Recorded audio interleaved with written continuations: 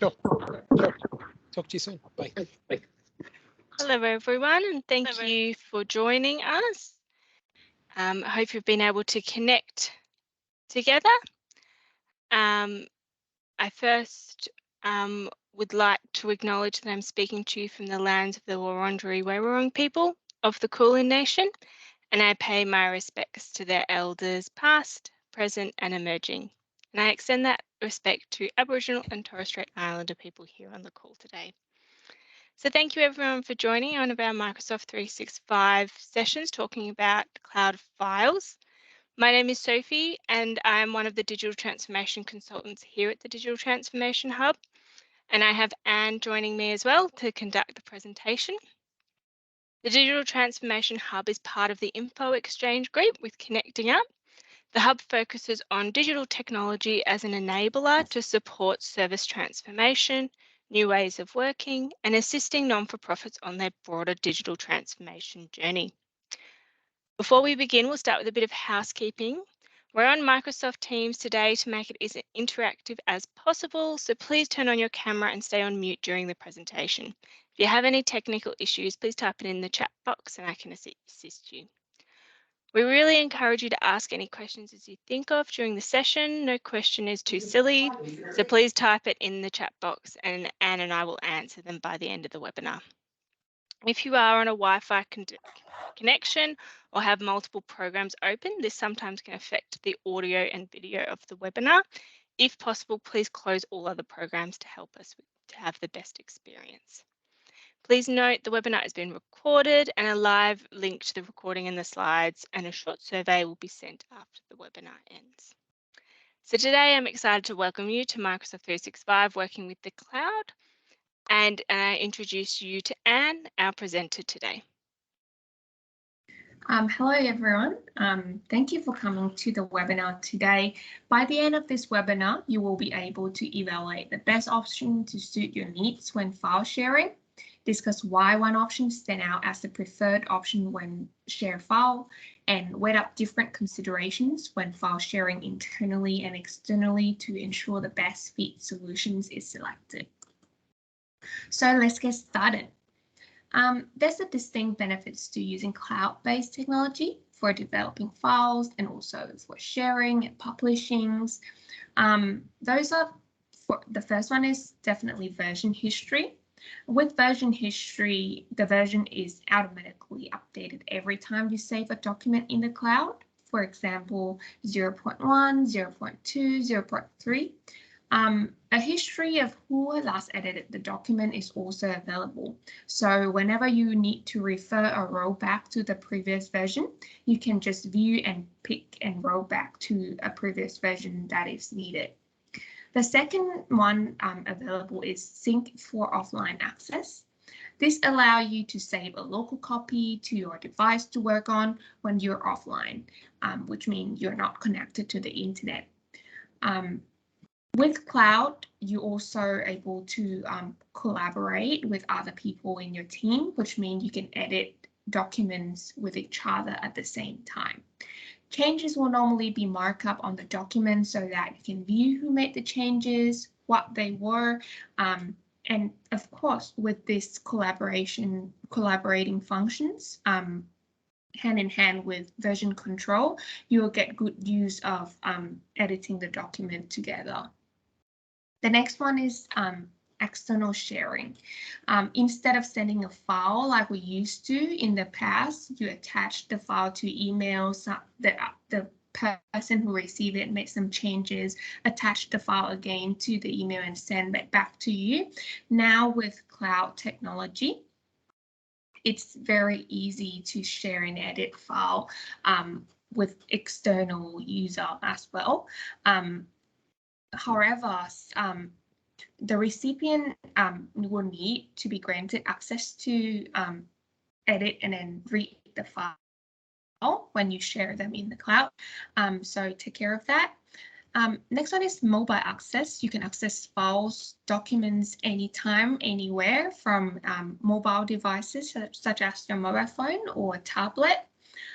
Cloud technology also allow you to have different level of file permissions, so you can set access and permissions at file level. You can allow them to read only or edit it, or even be the owner of the file. The next one is drag and drop movement of the files. It's very easy to move files in and out folders from your computer into the cloud without you having to copy and paste it.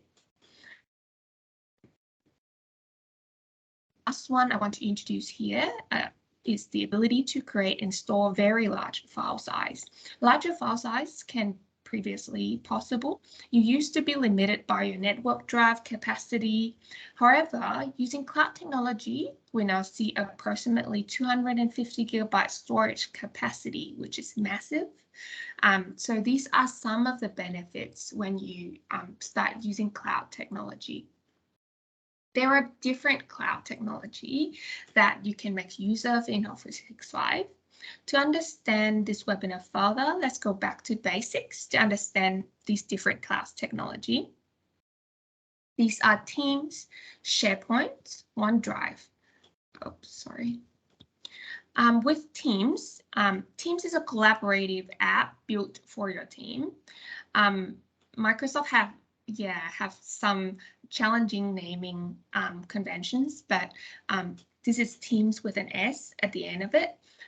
Whether working remotely or in the office together, you can develop, collaborate, and publish your work in Teams. It's a workspace hub that has a centralized chat system that connects teams and enable quick messaging and file sharing in a way that is a lot more efficient than email. So it feels like a one-stop shop, so you can chat, you can meet each other, you can share files in there, and it can cope with much bigger file size. With SharePoint, we often see SharePoint used by large NFPs and organizations. It should be used to store most organizational files. It is designed to enable collaboration and sharing across organization or within a restricted group. You'll often find that NFPs and organizations use it for their intranet. So if you have worked with other non-profits before, you normally see their intranet sometimes be SharePoint. The last one is OneDrive. OneDrive lets you store and protect your personal files, share them with others by granting them permissions and access them from any location or device. So OneDrive is more like a substitute for your local storage space that allow you to store your personal files. Additionally, you will have heard of Office 365, which is known as a software service solution that provide access to standard Microsoft Office suite, as well as some other productivity services. So Teams, SharePoint, OneDrive are all part of Office 365. So the next question is, when should you use this technology? Let's start with OneDrive. OneDrive should be used to store documents and files that you wish to keep to yourself, private to yourself only. It's a lot like the old network drives that you have for your personal use, but way more useful and easier to access. With the move to remote learning and working a lot from home, a lot of school and business have moved to using OneDrive for file storage. It can also be used to store and share draft documents with a few people on a temporary basis until it's ready to eventually store in Teams. OneDrive allows you to sync files from the cloud to your computer, personal OneDrive, Teams, SharePoint, etc. With OneDrive, you no longer store files on your computer, but in the cloud to protect them from loss or deletions. Changes are updated when you have an active internet connection. You can even sync your key folders, such as desktop, documents, pictures, to OneDrive to back them up. So these files and folders can be managed using Windows Explorer and sync on demand to conserve bandwidth and file storage. So let's talk a bit more about that on-demand syncing. It's a technology that Microsoft set up so that when you choose to sync file from your cloud space, Microsoft didn't physically download this file to your computer. What they download is just the metadata, which are the information about the files, who made the changes to the file, when it's created, date, motive file, file type. So all that metadata and information about the file. The moment you click on the file, it's when the file is downloaded. That on-demand technology helps you to free more storage space, so you do not waste storage space on files that you do not usually use. So that's OneDrive. The next one is Team. When should we use Team? Team is more like the front interface for your SharePoint OneDrive. You're just accessing them from a different front end. So in a use case, when you work from home, Teams act like a single application that you need to turn on when you open your desktop and you start your when you start to work daily. Teams directs you to SharePoint when you open a file, OneDrive when you share files in a private chat. Remember that a private chat is only visible to those participating in chat. You can learn more about the chat function in Teams in our previous Lunch and Learn webinar. Coming back to Team as a file storage space, try to minimize the amount of files shared in private chats. As when the person leaves your nonprofits, the private chat become inaccessible. So that's why we have mentioned that Team is more like a place for organizational files. Be careful when you share files in private chat in Teams. When you move your files from OneDrive to Teams, you can do that when you are ready to collaborate with your teams and peers. So Team is for organizational files, for sharing files with other people in your teams. OneDrive is more like a space for your private use. The final one is SharePoint. SharePoint is used by several nonprofits that we work with for fast storage and synchronizations. For smaller nonprofits, we recommend the use of Teams in preference to SharePoint because SharePoint is highly configured. It might be complicated and be an overkill sometimes. SharePoint is great for larger NFP organizations to use for their intranet. Now that we have explained SharePoint a little, we're going to focus on OneDrive and Teams, as that's the two cloud technology that the majority of you might be interested in. Here's a high-level look of Teams and OneDrive. So both of them act as file storage space, while Teams access is determined by permissions of the folder. OneDrive is of the personal storage, unless you share them directly with the persons you would like to share the file or folder with. Teams is best used for sharing documents or files for collaborations, but OneDrive is used for drafting documents or storing personal files. Both have version history and collaborations enabled.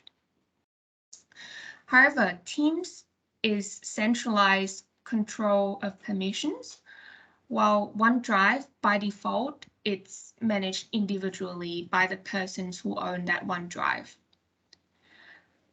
Teams include tools such as dashboard, libraries, calendar, and branding tools. However, OneDrive is so much more simpler. It only has file storage and sharing. So here is a quick comparisons between those two. Remember that OneDrive, instead of thumb drives, hard drives, and personal drives, is used to store and edit your personal documents, files in draft format, and Teams is used to communicate and collaborate on documents with internal and external teams. Then it comes to sharing files internally and externally. My clients usually come to me and ask, I have this file I want to share with my client. What should I do? Sharing files is very easy when using cloud technology. Instead of you sending the file like we did in the old days, we send a link to the documents, which enable the recipients to access it right away. If you need to, you can also send the file itself rather than a link.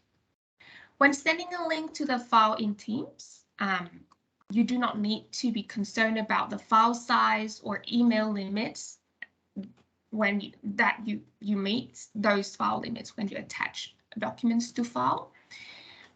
If you send the file itself, you still need to take these into considerations. For example, your PowerPoint file might be 14 megabytes and your email attachment limit might be 10 megabytes only.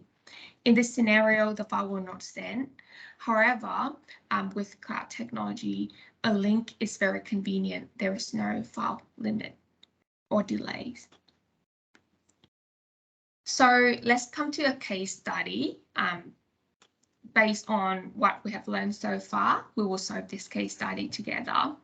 David has to draft a grant proposal and wants to save it somewhere where it can't be accessed by anyone except him. The technology you're going to use is OneDrive because it's only a draft and he's the only one that needs to access the file. Once David finished the draft and proofread it himself, and he's happy with it, he needs to get his colleagues to review it. Then the best tools and the best way to use it is he moved the proposal draft to Teams. In Teams, he create a link and then send the link to his team. Once his team member receive the link, they can access the proposal, mark it up with any changes and comment in there. David then can review in the comments in real time and then make those changes at the same time when his colleagues review the documents. So they can work on it at the same time if needed to ensure that proposal is ready on time. All the problems are resolved, all the comments are resolved, and the review feedback are done. It's ready for board review and approval. And then once everyone is happy, he can send the link to the board so the board can review it and approve the proposal. So that's one case study or workflow that you can that's very applicable in daily life when people use OneDrive and Teams. So that's a lot of information. Pumping at the same time about OneDrive, Teams, and SharePoint. Now it's the Q&A. I'll hand back to Sophie. Thank you, Anne. That was very informative. Now it's time to answer any questions that you may have about the session. Please pop it in the chat, or you're also most welcome to raise your hand or come off mute. We've got a question here from Liz. Can you please clarify, if you share a file from your SharePoint or OneDrive in Teams, when you edit it, are changes saved on the original file or only in Teams? So the great thing about cloud technology is you make changes to one file, the only one file in multiple places. So as mentioned in a slide previously, Teams is just another interface or another one-stop shop that you can access files you stored in OneDrive or SharePoint. So wherever you make the changes, Teams, OneDrive, or SharePoint, the moment you open the file from any places, you can see the changes made as long as you have a stable internet connection. So the changes are uploaded to the cloud when you make those changes. Do you want to add anything, Sophie? I think that's great, Liz. I hope that clarifies your question, and you're welcome to, if that doesn't make sense, come off mute and we can chat about it further. Great, that's great to hear, Liz. If you've got any other questions, please pop them in the chat. I've got a couple of questions that came in before the session. If I prefer creating drafts in SharePoints and Teams straight away, is that okay? I'll give some of my recommendations. So it's very it's based largely on how your teams decide to work. Whenever my client moved from their local computer to start using cloud technology, I'll ask them to sit down with each other and find out how they want their business to work. What is the flow and process of their work that they will create in the cloud? Do you want your team to create all the draft in OneDrive before they move them to Teams, or you want to share a specific space in team with each other, dedicated that space for draft, and then put the finalized versions in other space in Teams? So it's very depending on each of the business. What do you think, Sophie? I agree. And I think the other thing is that it really comes down to how people use their file storage. So I create drafts straight into shared documents, but that's generally because I'm collaborating straight from its creation. Whereas other people do a lot of work and it's sent out to review. It really depends how you work as a team and your preferences. Right. I've got a question from Peter here. I have a personal OneDrive that I pay for. How will that change? Hi, Peter. I'm not sure if that OneDrive that is paid for, it's your personal OneDrive. By personal, I mean it's for personal use, not for your business use. For nonprofits, Microsoft has program that each of the non-eligible nonprofit should be able to get 10 business premium license for free, and that comes with OneDrive as well. So you can find out more about that program for nonprofits on Connecting Up websites.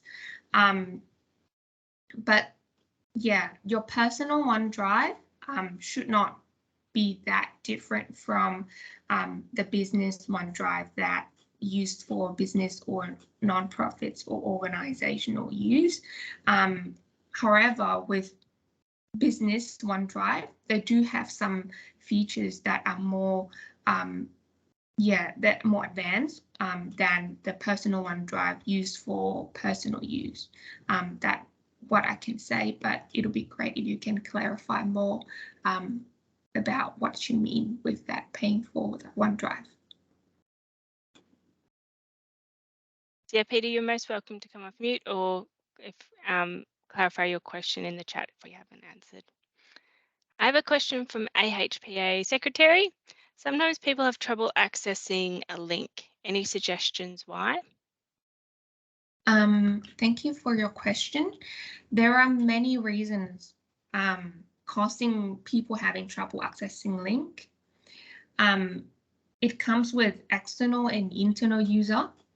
If it's internal user, then with internal user, by internal user, I mean they have the organizational email address. If they have trouble accessing a link, it's either the link is no longer working, the people stop sharing that link, or they are not having the right permission level. So check the permission level, whether they are having permission to that file or that folder, or they no longer have the permissions. With external user, it's a bit more complicated. It depends on how your Office 365 is configured.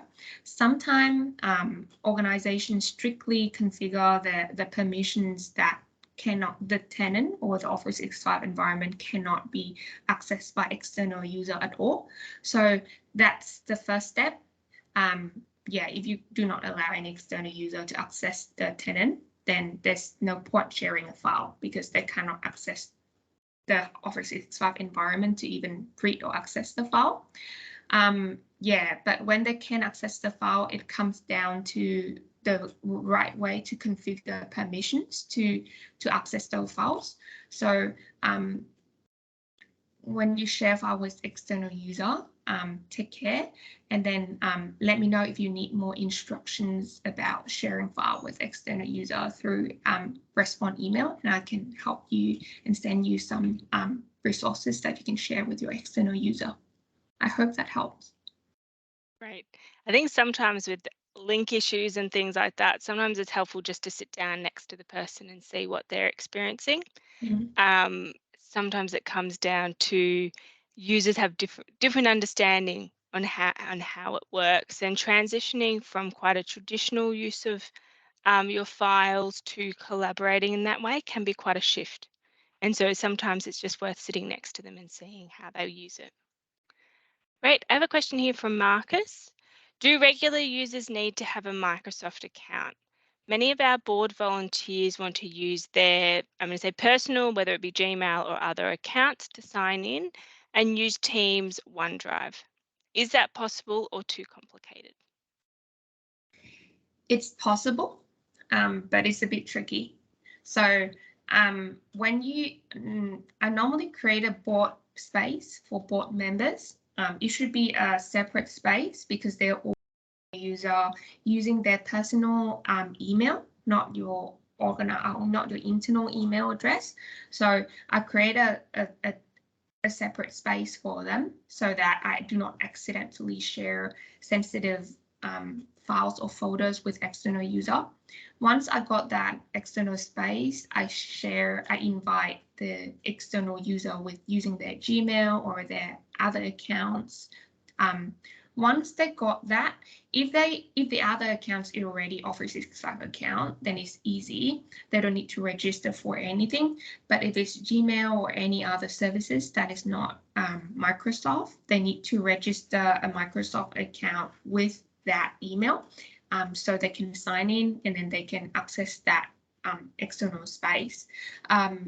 It's what I said might sound complicated, but when you start signing in and follow the process, when you click on the link shared, Microsoft will just prompt you to do those steps, and then they can access the external space. And as Sophie said, it's the best if when they first access the external space, you sit down with them and share and share that time with them to see what they are going through, and then make sure they're doing the right steps. I'm going to come back to Peter in a second, just because Rose has given a follow-up question on this topic of why not allocate Microsoft 365 licenses to external users so they are using an external account to authenticate and all content is kept inside Microsoft 365. Do you have a follow-up to that, Anne? I want to clarify a bit about allocating Microsoft 365 licenses to external user. What do you mean by all content is kept inside 365? Because the moment when you share the area that created, or the correct word to say is you share the site or the document library, or the file space with the external board member. All the content in that area is kept inside your 365. None of that, the files or folders, it's stored anywhere in the other external user Office 365 space. So even when, for example, Sophie is working at Connecting Up, I'm working at Info Exchange, the moment Sophie invite me to a Connecting Up board folders, and I upload a file there, the file is stored in Connecting Up board folders. It is not stored in Info Exchange folder.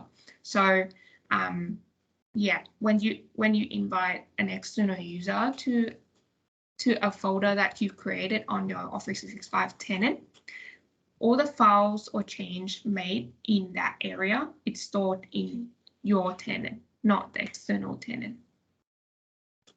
Yeah, I hope that answered your question. Right. Just coming back to Peter's question earlier. My OneDrive is only personal, but sometimes work files are uploaded. But as a non-for-profit organisation, I will have a business account, I suspect. Yes. So my previous response, I hope that works. I hope you can start finding out more about the nonprofits program that Microsoft has, and then apply to it, and then got those free licenses for your organization. Because the business license that Microsoft is giving out for free is it actually comes with the free Microsoft Office suite, which are Word, PowerPoint, Excel that can be installed on your computer as well. So yeah, those are really good. Thank you. We have a question here from Maria. If you save a document on your computer, will it automatically save a copy in OneDrive? If you save a document on your computer, it will not automatically save to OneDrive if you do not choose to sync the folder to OneDrive. So let me go back to a few slides before to have a OneDrive view. Whether you choose to save something to OneDrive, it will come into and you choose to sync them. It will come with a status column. If you see a cloud icon, it means the file is stored in the cloud. If it's a green tick with a white black background, it means it's recently opened and then used, so it's actually downloaded to your computer. If it's a green tick with a green background as well, which is not in this image, but it's mean that you choose to always keep that file or folder on this computer, so that the next time when you go offline, you can still access those files. Yeah, those are some signal that you can see when you want to decide or you want to find out whether the file is stored in OneDrive. When you choose to save a document in one of the OneDrive folder, and especially when you open a Word document or Excel document or Excel spreadsheet or PowerPoint file, on the top left corner, you will see a toggle box that show you that the file is automatically saved or not, and it's normally automatically saved unless you decide to turn it off.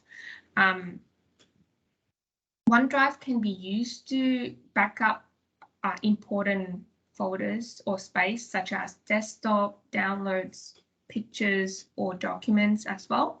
So the moment when you start using OneDrive and you decide that, oh, those are the folders that I want to back up because they're important, and you choose to back them up to OneDrive, then the next time you save a document on your computer at these locations, it will be automatically saved and back up to OneDrive. Do you want to add anything, Sophie? If that doesn't make sense and it gets a little bit confusing, and also have a chat with your IT provider and ask them to sync your desktop to your OneDrive. That sometimes, if you've got an IT provider, asking them those questions, offload the IT concerns to them, can make it a little bit easier. Great. Well, I don't think we have any more questions, but if you do, please don't hesitate to reach out to Anne and myself, and we can set up a call with you and discuss it further. We've ran a little bit over time today, but thank you everyone for joining us. We'll send a recording out to your inboxes this afternoon. Thank you very much. Thank you. Bye.